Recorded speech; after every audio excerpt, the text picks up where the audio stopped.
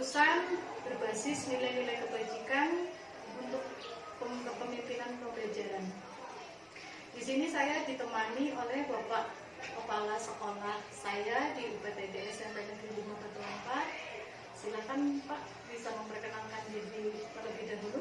Terima kasih. Assalamualaikum warahmatullahi wabarakatuh. Waalaikumsalam warahmatullahi Saya nama saya Muhammad Prianto. Kebetulan ikut saya untuk menemani teman-teman di UPTD SMP Negeri 5 Batu Ampar. Alhamdulillah pada pagi dan siang hari ini bisa berkomunikasi dengan salah satu guru terbaik saya, yaitu Ibu Diah Narini, SPD, yang mana beliau saat ini sedang menjalani pendidikan calon guru penggerak yang sudah mungkin hampir separuh perjalanan ya Bu ya. Alhamdulillah, terima kasih atas usaha yang dilakoni selama ini. Mudah-mudahan bisa menjadi pilar kemajuan SMP kita. Baik, kita mulai ya Pak. Yang pertama gimana kabarnya Pak? Alhamdulillah baik, Ibu sendiri. Alhamdulillah sehat juga. Ada sedikit yang mau saya tanyakan terkait tentang pengambilan keputusan. Ya. Begini Pak, jadi selama Bapak menjadi kepala sekolah, ada kasus-kasus yang merupakan atau terkait dengan dilema etika dan rujukan moral? Tentunya di lembaga apapun, baik itu besar maupun kecil, masalah itu selalu ada. Hanya tinggal besar kecilnya dan bagaimana cara solusi penyelesaian masalah. Kemudian untuk kasus-kasus dilema etika itu dan rujukan moral, apakah Bapak bisa mengidentifikasi apa kasus yang termasuk di dalam kasus dilema etika dan kasus yang termasuk rujukan moral? Identifikasi apakah itu termasuk rujukan moral dan dilema etika yang ditanyakan tadi dari etika, itu bagaimana seorang pemimpin bisa menganalisis masalah-masalah itu. Masalah yang tergolong atau termasuk dalam dilema etika itu adalah masalah-masalah yang dipandang dari segi moral, dari sudut moral itu masalah itu harus diambil atau berlatar belakang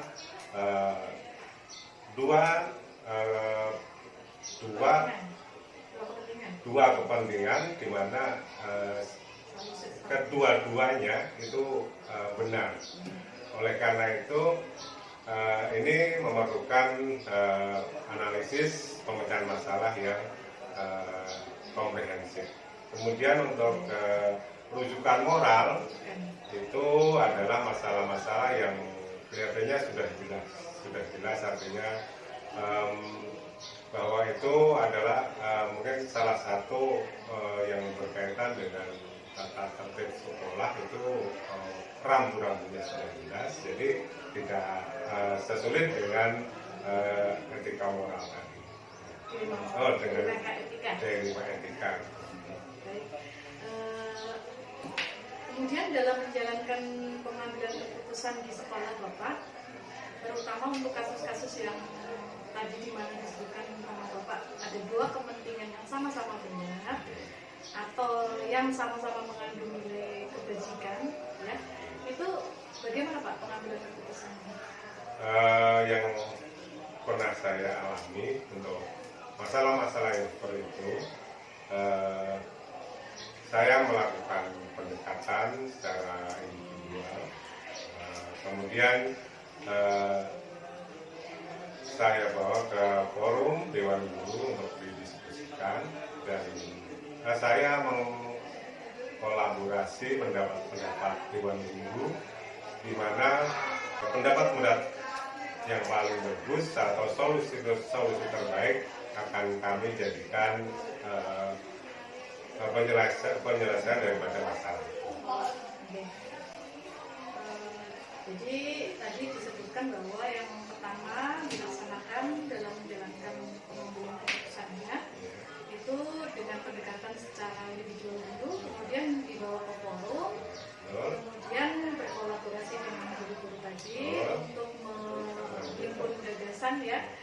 dari gagasan tadi yang terbaik nanti yang diambil untuk penyelesaian atau solusi yang Pak.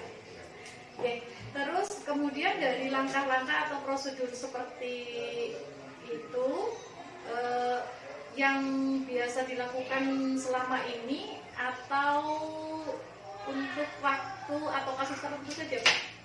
Biasanya untuk kasus-kasus yang berat lah yang melibatkan Iwan Guru. Kalau untuk kasus-kasus yang kecil mungkin saya serahkan pertama kepada wali kelas, kemudian berkolaborasi dengan guru BP. Kalau di antara beliau-beliau sudah bisa menyelesaikan, maka masalah itu selesai sampai tidak sampai ke tangan saya. Oh gitu. Oke, jadi untuk kasus yang berat saja ya Pak. Kalau memerlukan saya. Ya, oke. Kemudian hal-hal apa saja Pak yang selama ini itu dianggap efektif dalam pengambilan keputusan pada kasus-kasus yang dilema etika tadi? Yang dilema etika itu tadi kalau untuk pendekatan pribadi mungkin terkendala, maka saya akan berkolaborasi dengan Iwan Guru untuk menganalisis masalah. Jadi masalah itu dianalisis dulu, kemudian dicarikan alternatif solusi atau jalan keluar dari pendapat-pendapat Bapak Ibu Guru dan juga Guru BP, lalu difinalisasi dengan keputusan bersama dan mungkin akan dibukukan di buku agenda rapat sehingga itu menjadi hasil keputusan rapat yang sudah pasti. Ya, bagus sekali. Jadi langkah-langkahnya itu sudah prosedural ya Pak ya. Hal-hal apa saja Pak yang selama ini itu merupakan tantangan dalam pengambilan keputusan terutama pada kasus-kasus yang dilema etika? Yang dilema etika, kasus-kasus yang memang tantangannya itu adalah melibatkan pihak ketiga.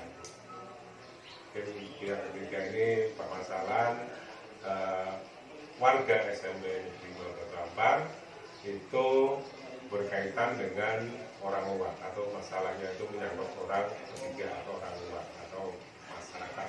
Ini mungkin agak lebih berat karena mungkin mengarah ke mungkin kasus hukum itu agak lebih berat. Kalau selama kasus itu masih di dalam lingkup warga besar SMP Negeri Batu Ampar itu masih bisa ditangani sendiri. Jadi selama ini pernah ada yang seperti itu nggak Pak di sekolah kita tantangannya? Ini nggak ada punya, ya Pak? Alhamdulillah berkat guru-guru, berkat Bu Diah yang selalu memotivasi anak-anak, membimbing anak-anak. Alhamdulillah Ibu ya, sekolah kita aman dan damai. Karena sekecil apapun dari Bapak Ibu guru sudah mengambil inisiatif untuk menyelesaikan. Mudah-mudahan akan seterusnya ya Pak. Ya. Mudah-mudahan dan itu meringankan tugas saya Ibu ya. Terima kasih kepada Ibu Dia dan juga Bapak Ibu yang lainnya. Sama-sama Pak. Selanjutnya Pak, apakah Bapak memiliki sebuah tata kelola nih Pak? Tata kelola atau jadwal tertentu ditentunya dalam sebuah penyelesaian kasus dilema etika. Dijadwalkan enggak terus atau kondisional aja gitu dalam penyelesaian kasus dilema etika tersebut? Biasanya untuk kasus-kasus itu tidak bisa dijadwalkan kan, di mana ada masalah secepatnya kita selesaikan. Jadi kalau harus menunggu jadwal nanti masalahnya malah berlarut-larut, harus sesuai dengan program, harus sesuai dengan jadwal kan tidak bagus. Yang bagus adalah begitu ada masalah cepat diselesaikan, cepat mendapat solusi terbaik sehingga tidak berlarut-larut masalah itu. Kemudian apakah Bapak langsung tadi ya berkaitan dengan langsung menyelesaikan, jadi tidak ditanyakan lagi untuk prosedural seperti apa yang Bapak jalankan?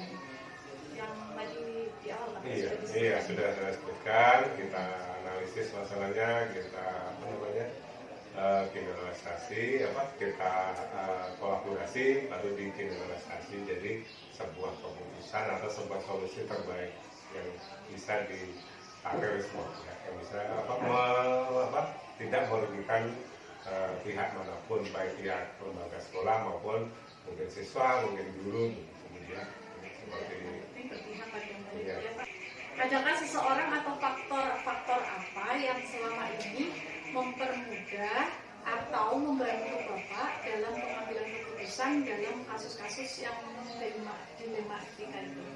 Alhamdulillah Bu Dia, guru-guru di SMP 5 Balatempat sangat membantu saya sehingga sangat meringankan tugas-tugas saya, karena secara pribadi saya bersyukur kepada Allah SWT, saya mendampingi guru-guru hebat, proaktif dalam menyelesaikan masalah, sangat tanggap dengan keluhan siswa, sangat peduli dengan keadaan siswa. Ini dibuktikan kami sudah mengunjungi seluruh siswa di SMP 5 Batu Ampar ini, tidak satupun ketinggalan, juga melibatkan kita Ibu ya. Ya sudah kami kunjungi dan alhamdulillah kami juga sudah mendapat guru yang baru dan selalu sangat tanggap dengan masalah sekecil apapun. Terima kasih, itu yang mendukung saya. Terima kasih juga Pak apresiasinya tadi yang memang sudah jadi kewajiban kami sebagai guru ya untuk membantu anak-anak tentunya setiap permasalahan yang mereka alami. Nah kemudian satu lagi Pak, semua dari hal yang telah disampaikan sama Bapak tadi, pembelajaran apa yang dapat Bapak petik dari pengalaman Bapak dalam pengambilan keputusan di 5 RK tadi? Alhamdulillah, terima kasih waktu yang singkat ini bisa berbincang-bincang tentang bagaimana mengatasi atau menyelesaikan masalah di sekolah kita dia. Dari perbincangan sedikit waktu ini tadi, ternyata juga saya belajar dari dia bagaimana menyelesaikan masalah juga.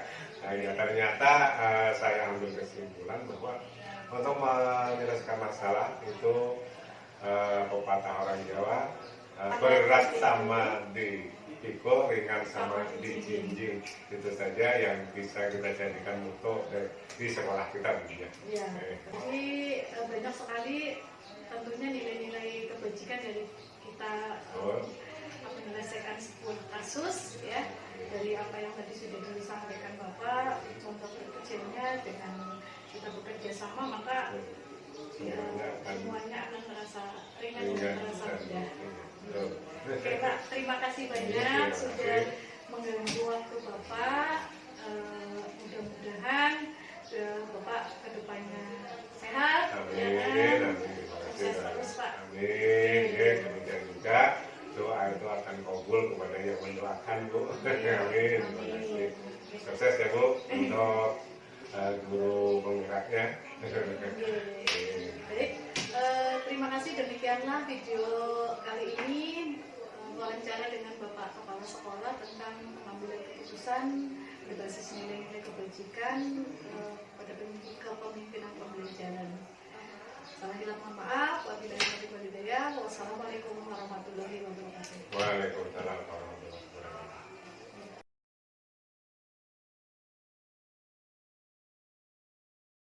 Assalamualaikum warahmatullahi wabarakatuh. Waalaikumsalam warahmatullahi wabarakatuh. Saya Dia Setiarini, CGP Angkatan 6, Kabupaten Tanah Laut dari UPTD SMP Negeri 5 Batu Ampar. Kali ini saya akan membuat sebuah video tentang pengambilan keputusan berbasis nilai-nilai kebajikan dalam kepemimpinan pembelajaran. Dan hari ini saya ditemani oleh, bisa memperkenalkan diri Pak? Oke, terima kasih Bu Dia. Assalamualaikum warahmatullahi wabarakatuh.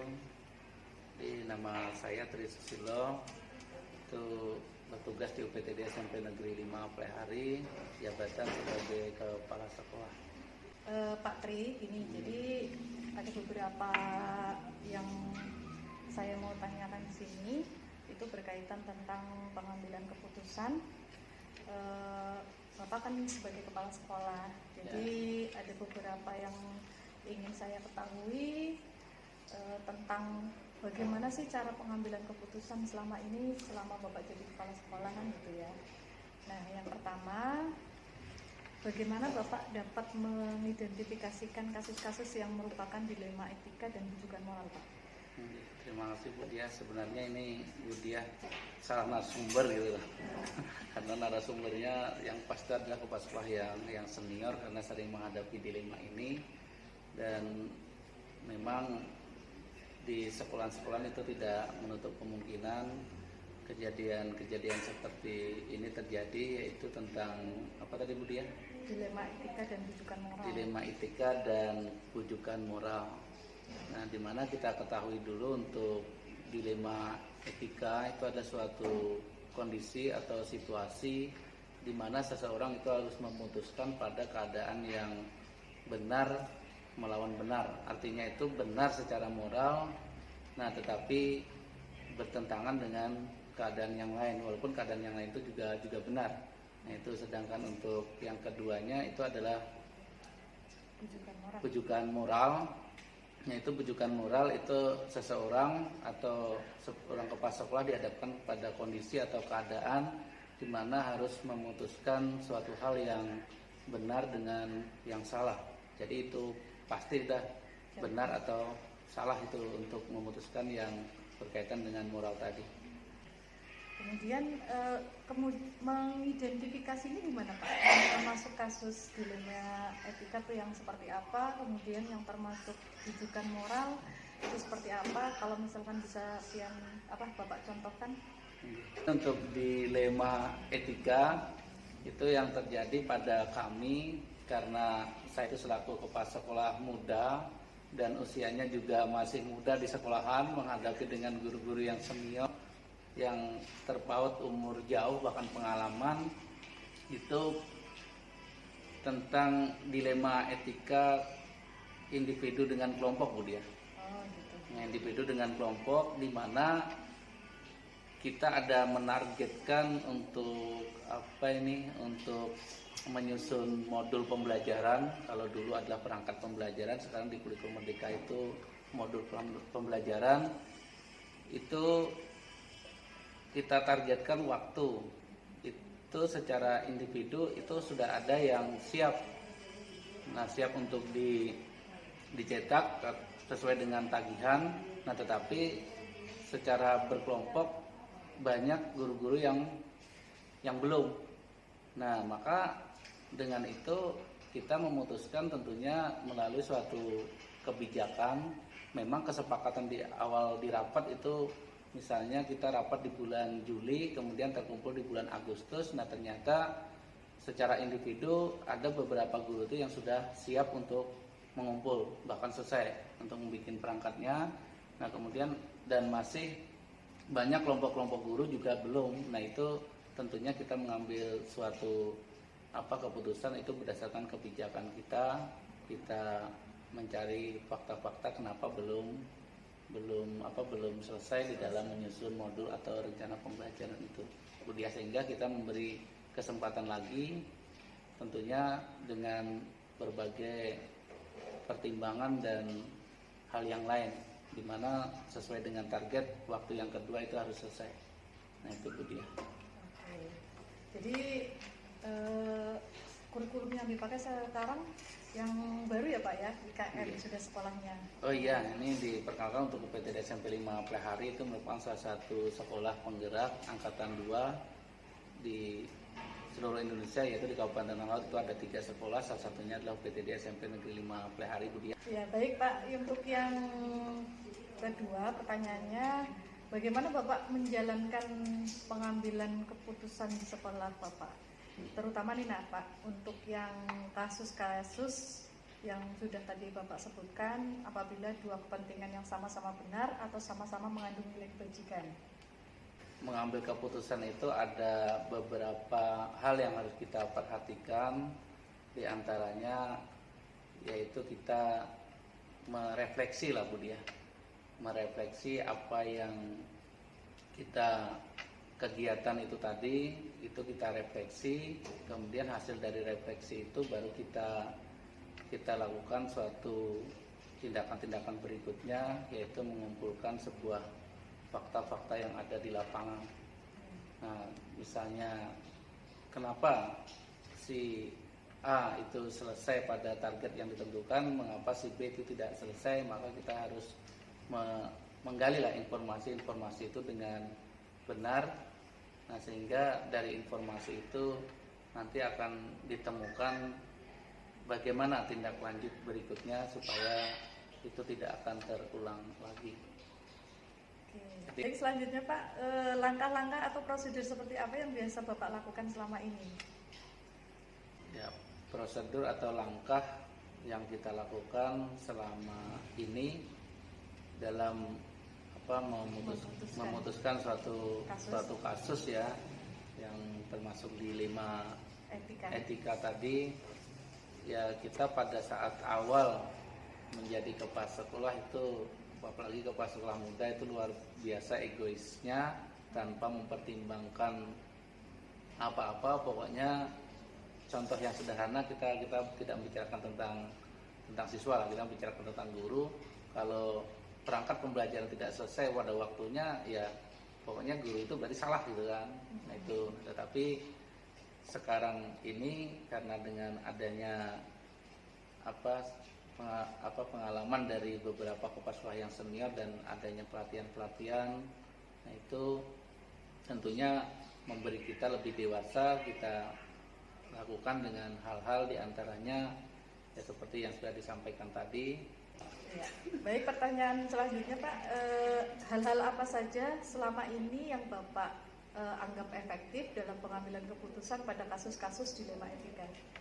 Terima kasih Bu Diah. Jadi di 5 etika itu yang selama ini kita alami di sekolah, yaitu tadi sudah diutarakan di awal tadi, yaitu satu, kita mengadakan rapat sekolah, di mana rapat sekolah itu kegiatan yang dibahas tentunya adalah refleksi.